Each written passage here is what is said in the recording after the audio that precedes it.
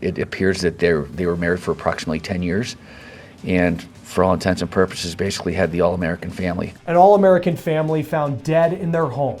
It's a tragedy that's shaken a community, and the police now investigating it are looking for answers. And you could see in that news clip that we played at the top, the Pennsylvania State Police trooper who's investigating this case almost at a loss for words at what they found inside a home. This is a really tough story to talk about. A family of 4 losing their lives. And this was a family, by all accounts, at least from the outside, that looked to be the all-American family, a family that lived in a loving home. Here they are. This is the Swarner family. Police say the father, Paul, shot and killed his wife, Karen, their 5-year-old daughter, and their 1-year-old son, and then turned the gun on himself.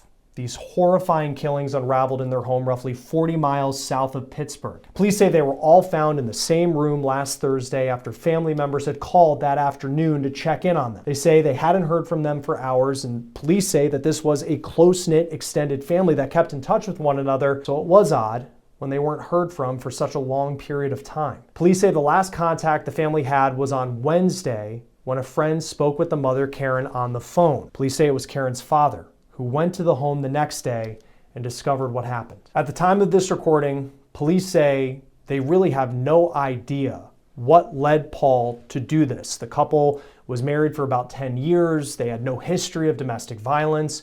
You look at their social media accounts, and it looks like they were the perfect family. Here's what the Pennsylvania State Police had to say as they updated the media on where things stand on the investigation.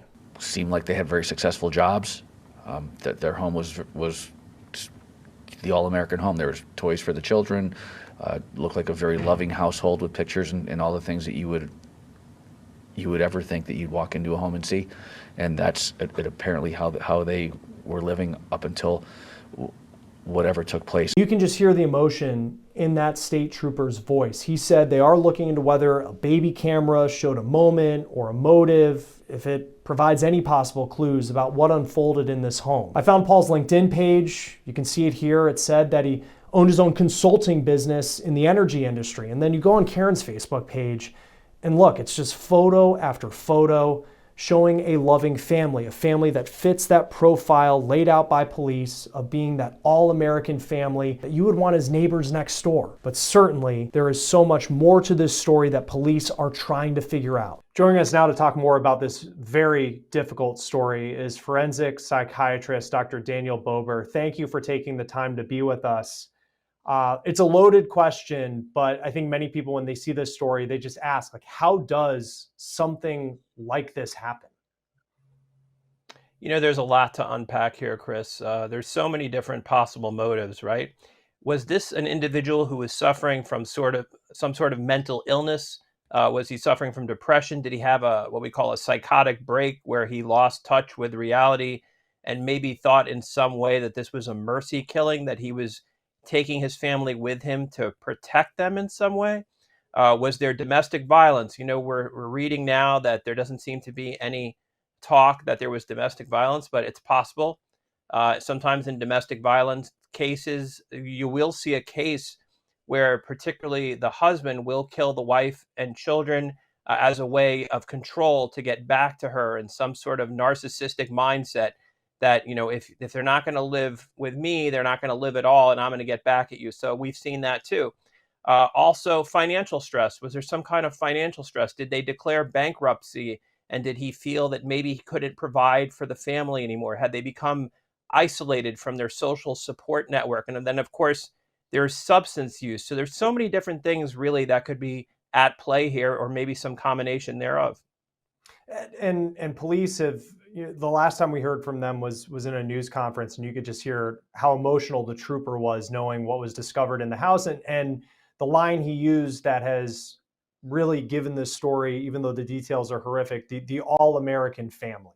And saying that this appeared to be a loving home, that they had pictures of the family. We looked at the social media of the wife, and she just has picture after picture of what appears to be that perfect all-American family. When it comes to stories like this, in your experience, how common is it that on the surface, the family does look like there's no issue at all, but certainly there was something going on? So, you know, this is something we see all the time, right? I call it the Facebook fallacy or the Instagram illusion, right? we go on these social media sites and we see what appears to be a happy family. They're on a ski trip somewhere, or they're in a theme park, and we think all is well, right? But I can tell you that as a psychiatrist and a therapist, every family has secrets. There's always things going on that we don't see on the surface, that they keep from the outside world. So there must have been a lot more going on than we were seeing. So I think it's very deceiving to think that all was well when something like this happens, because usually there's something that leads up to this, and very often it's something we don't see. Yeah, and we'll see. I mean, police have said that they're going to continue to investigate, try to put together a timeline, and try to find some sort of motive that would bring closure to this story. When you see cases of murder suicide like this, how often is it premeditated, where you have this person who's been thinking about doing this for a long time?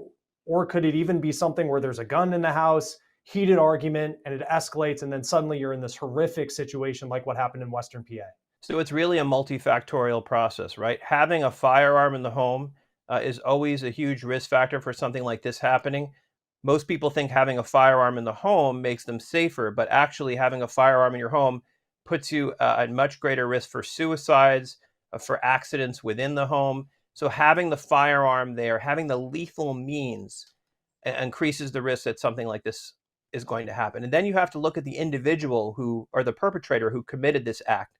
Did they have a history of mental health problems?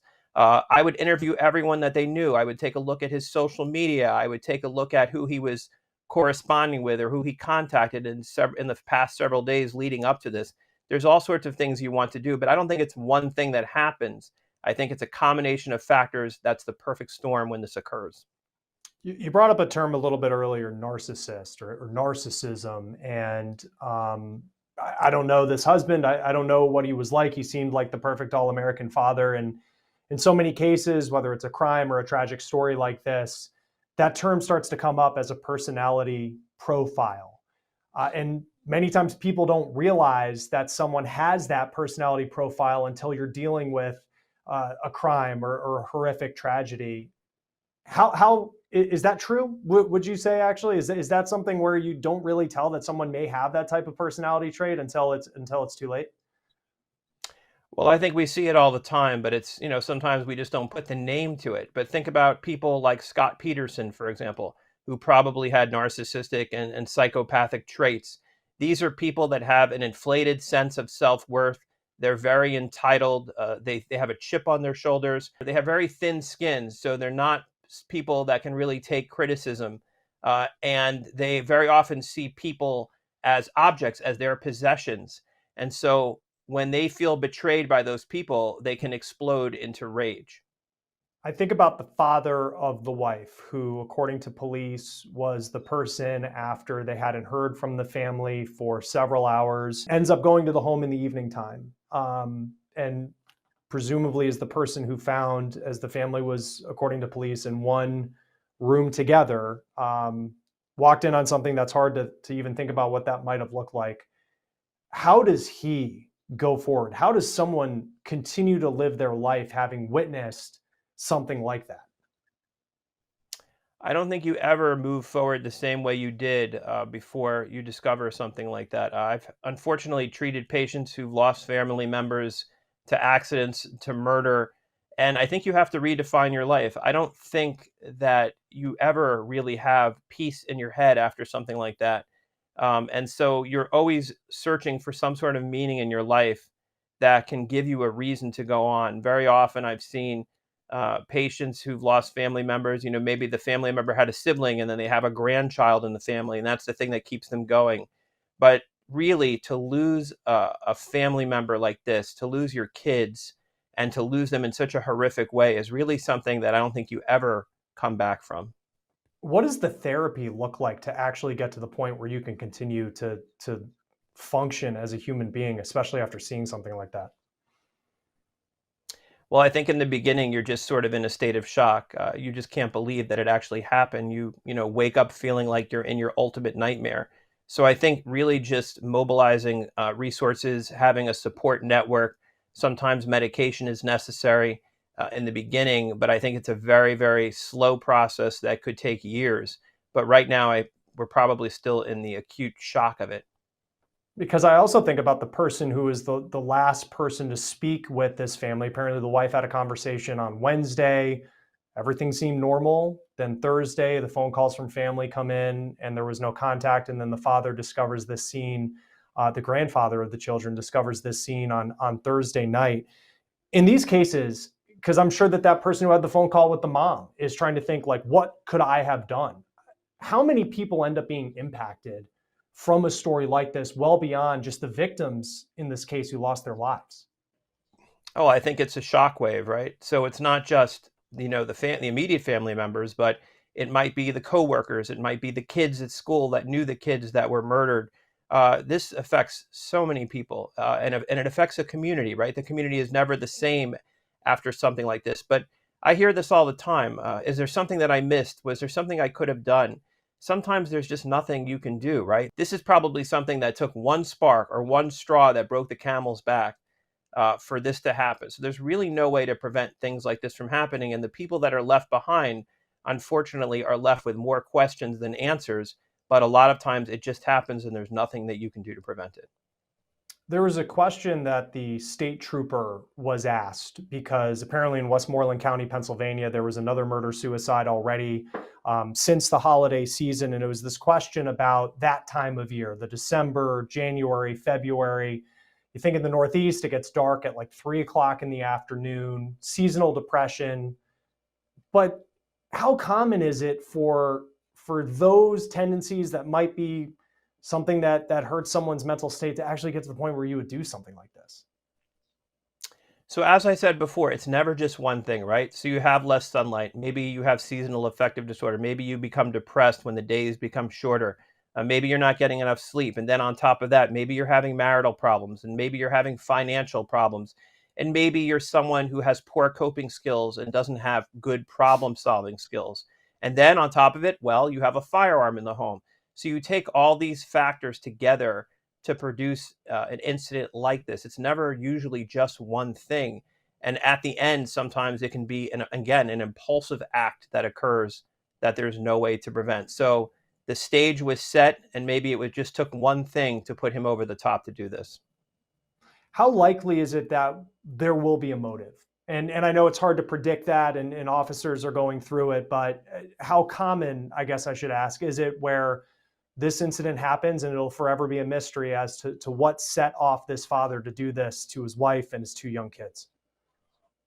I think it's unlikely that we won't have a motive. I think once you start getting into his social media, once you start getting into his text messages, once you start talking to the people that he knew, whether it was his coworkers, whether it was extended family or friends, that there was going to be some sort of leakage, that he may have said something, may have texted something. Someone at work may have said, hey, he just doesn't seem like he's himself. He's becoming more withdrawn, more isolative. I just don't believe that this is just a perfect American family. And I think when you dig deeper and you get below the surface, you're going to find at least something that's off that may help bring some clarity to the situation. Does that clarity really help those who were left behind, whether it's the family members or the loved ones? Certainly for the public, as there's now this interest in this story, people want to know what happened. But for the people that you treat, who are the people who are loved ones of those who lost their lives, I mean, does that clarity really have an impact on their mental state going forward? I think as human beings, we have a natural tendency to want to understand something. We want an explanation. But at the end of the day, these people are gone and they died in the most horrific way. So there's really no closure for the people who lost them. So maybe an explanation, as you said, will be something that's more satisfying for the public. But for the people that are left behind, this is something that they're going to have to live with every day. And their lives have been irreversibly changed. It's unfortunate that we see these cases of murder suicide, and it's a problem. Certainly this incident, but it won't be the last, to say the least. But in your experience, having treated people and living in this world, I mean, what are some of the things that could be done to prevent a situation like this? So what I tell people all the time is you have to check on other people, even when you think they're doing well. Listen to them even when they're not speaking to you, right? We walk through the halls of our jobs every day. We walk in the mall or down the street, and we're always looking at our phone. We're not focused on the people around us. And it's important to keep checking in with people. Hey, how are you doing? I haven't talked to you in a while. Just want to check in with you, make sure everything is going okay. If we just have a mentality where we're thinking more like a community and less like individuals, I think we can prevent things like this from happening. Think about all the times in your life that you reached out to people. That may have been the time that prevented a tragedy. So I think the message that we can take from this is that we have to start thinking like a community, that we have to be in a society where we're all looking out for each other. Because if we're not, things like this are going to happen. Yeah, and it's a good point on the phone, because that is something where I do it myself. I get that alert every Sunday about how many hours I spent on my phone during the week, and you think about what could have been done, in that period of time to build more connections with people. So in a story that's so difficult as this, it's important to reflect on those things. Forensic psychiatrist Dr. Daniel Bober, it's always great to have you on Law and Crime. Thanks for joining us for what I know is a really difficult story to talk about. Thanks, Chris. Police say they will provide information as it becomes available. They're still trying to piece together a timeline, and they're also working to find evidence to try to bring some closure for loved ones, to figure out exactly what the motive could have been for these killings. We'll keep on top of this story as well and keep you posted as information comes into us. For Law and Crime, I'm Chris Stewart. We'll see you next time.